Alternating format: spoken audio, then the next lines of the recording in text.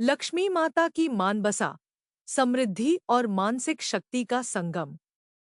बहुत समय पहले की बात है। एक छोटे से गांव में एक युवक रहता था, जिसका नाम था अर्जुन।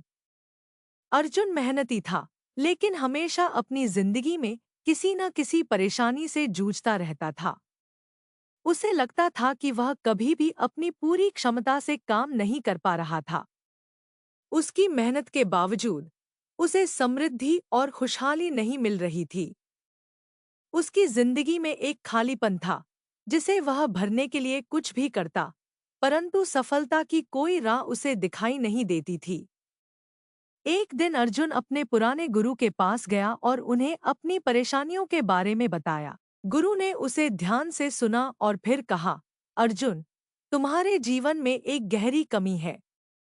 तुम बाहरी समृद्धि की तलाश में हो, लेकिन तुमने कभी अपने भीतर की समृद्धि की तलाश नहीं की। तुम्हें लक्ष्मी माता की मानबसा, मेंटल स्पेस की खोज करनी होगी। अर्जुन को गुरु की बात समझ नहीं आई, लेकिन गुरु ने उसे यह सलाह दी कि वह मानबसा की तलाश में निकल पड़े, क्योंकि यही वह स्थान है जहां धन, समृद्धि और शांति का वास्तविक स्रोत छिपा होता है। अर्जुन ने गुरु की सलाह मानी और एक नई दिशा में अपनी यात्रा शुरू की।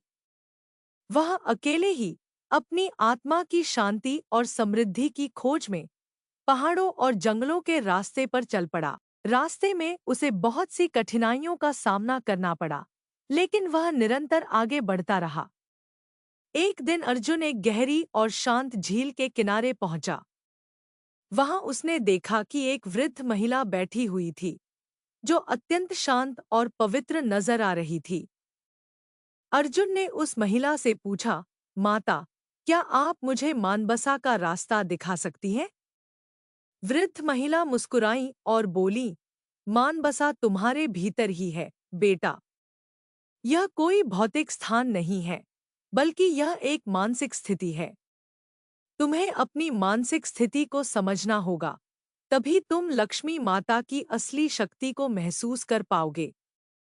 वृद्ध महिला ने अर्जुन को ध्यान करने के लिए कहा। उन्होंने उसे बताया कि अगर वह अपने मन को शुद्ध करके ध्यान करेगा, तो लक्ष्मी माता की मानबसा में प्रवेश कर सकता है।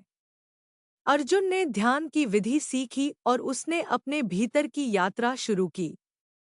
धीरे धीरे अर्जुन ने महसूस किया कि जब उसने अपने मन को शांत किया, तब उसे समझ में आया कि लक्ष्मी माता का वास्तविक रूप सिर्फ धन में नहीं है, बल्कि वह समृद्धि, शांति और संतुलन का प्रतीक है। वह जान गया कि असली समृद्धि उसी वक्त शुरू होती है, जब हम अपने मन को सकारात्मक, संतुलित और शुद्ध रखते हैं। धन केवल एक परिणाम है, और यह तभी आता है जब हमारा मानसिक दृष्टिकोण सही होता है। अर्जुन ने देखा कि मानबसा में लक्ष्मी माता की उपस्थिति थी। वह महसूस कर रहा था कि उसके भीतर की समृद्धि और संतुलन का यही स्थान है, और यही मानसिक स्थिति उसे बाहरी समृद्धि की ओर भी ले जा सकती है। जैसे जैसे अर्जुन ने ध्यान की गहराई में उतरना शुरू किया, उसकी सोच बदलने लगी।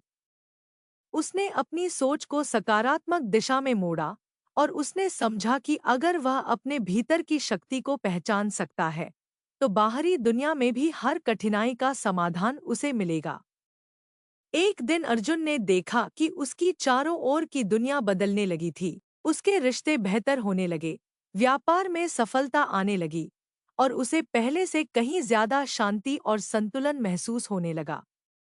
उसे यह एहसास हुआ कि लक्ष्मी माता ने उसे आशीर्वाद दिया था, लेकिन यह आशीर्वाद केवल धन का नहीं था।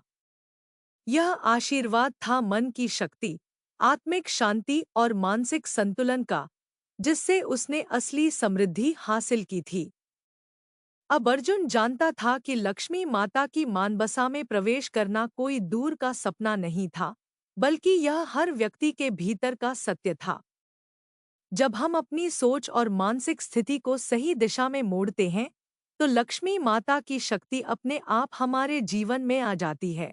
धन, समृद्धि और शांति सिर्फ बाहरी नहीं, बल्कि आंतरिक स्थिति पर निर्भर करती है।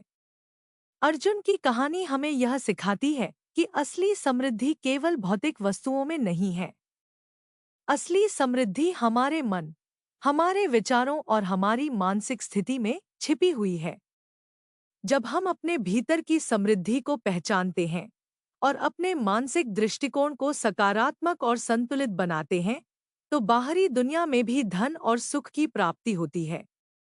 लक्ष्मी माता की मानबसा हमें यह सिखाती है कि सच्ची समृद्धि का स्रोत हमारे भीतर है, हमारे विचारों, हमारी मानसिक शक्ति और हमारी सोच में। जब हम अपनी सोच को सही दिशा में मोड़ते हैं, तब लक्ष्मी माता का आशीर्वाद हमारे जीवन में आता है और हमारे जीवन में हर तरह की समृद्धि, भौतिक, मानसिक और आत्मिक प्रकट होती है।